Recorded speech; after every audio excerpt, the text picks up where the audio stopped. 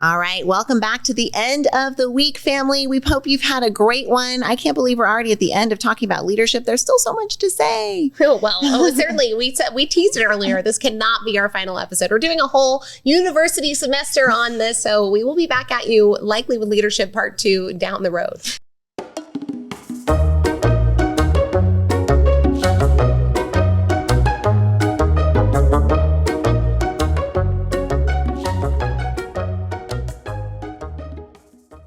We're talking leadership this week, and one of the organizations we are so proud to be at the helm of is the Neuroencoding Institute. We got to co-found the Neuroencoding Institute alongside Dr. Joseph McClendon III, amazing, world-renowned neuropsychologist and incredible mentor and teacher. If you're at all interested in learning more about what the Neuroencoding Institute does and what it can do for you, please visit neuroencoding.com.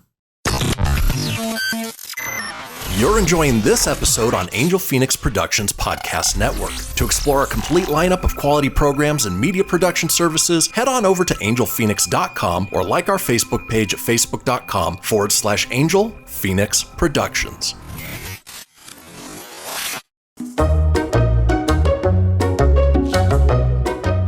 To round out our week here, we want to talk about some leaders that we admire and teachers that we've respected along the way, and just when we've seen leadership demonstrated that we really admire. It's not always, what we've noticed is that we haven't always observed excellent leadership 100% of the time of those that we consider good leaders or developing leaders. And we think that's just important to say, like, no one's perfect all of the time, but we've seen some impressive leaders. We've read about a lot of impressive leaders.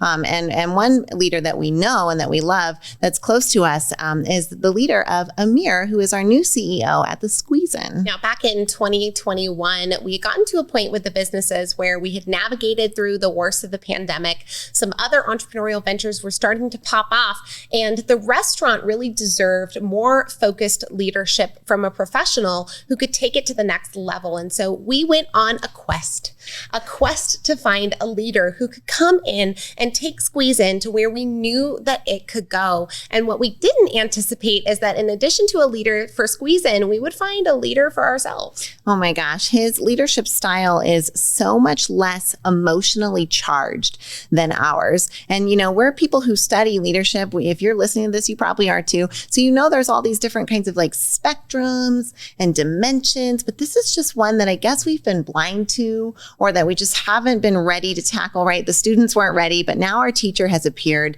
and he has showed us that serious doesn't necessarily equal emotional intensity. And I think, as I reflect back on why we've been so emotionally intense about things, besides the fact that the pandemic was a freaking wild ride to be restaurant owners in, obviously that was just emotionally triggering on its own, but is because of that, for us, in order for something to be treated seriously, we had to show a high level of emotion about it. And so we've just conditioned ourselves over time now to do that, even with business matters. And Amir is not like that at all. No, Amir is as cool as a cucumber. The waters of that sea are very calm. And what's nice about that is that we are watching him demonstrate the handling of issues that are the same issues that we had handled in the business, but without the level of emotion that comes into play. Now, there are obviously certain things that will trigger you. Maybe you're a leader of an organization, or maybe you're a leader in the way of being a parent, right? And in order to convey seriousness to your children or to your team or the people that you have, you think to yourself, well, in order for them to know how serious I feel, I have to raise my level of emotion in order to convey that. But it turns out there's a lot more power in staying calm and intaking in those moments than there is in going out on the offense and oftentimes muddying the situation up.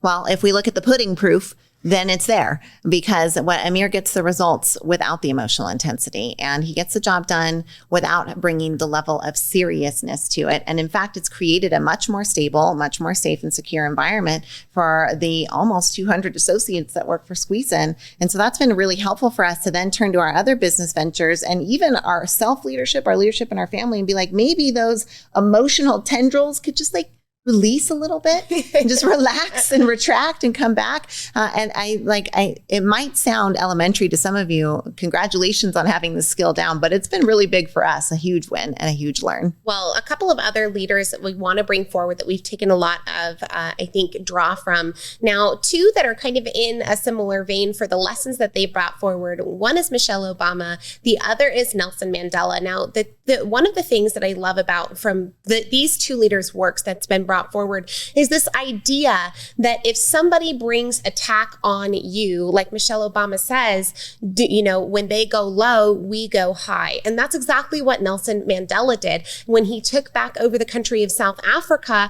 through the apartheid and that coming back. He came and led from a place of love and from a place of servant leadership, even though he had been in prison for like the decades, 30 years prior to that, and having to advocate from a prison cell. Now, that is, I think, the really good example of that principle of when they go low, we go high. Well, the lasting phrase from Michelle Obama that we always like to say is that it's hard to hate up close. And we can hate on leaders and we can hate on others and we can hate on situations from afar. But the closer we get to others, the more we come right back to that root of the leadership definition that we're all trying to embrace here, that relationship-based leadership that influences from a place of integrity. So we hope that this week has been informative and illuminating for you in terms of the subject of leadership. And Kay and I were so glad that you've been tuned in for the new style of the Kay and Shai Show. We hope you liked it. And if you did, we hope you'll reach out and let us know. We're so glad that you chose to be with us today. And we are just so grateful for the opportunity to fill your ears, fill your minds, and fill your time. And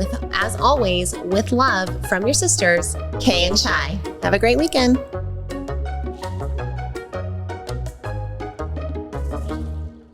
This podcast was a production of Angel Phoenix Productions.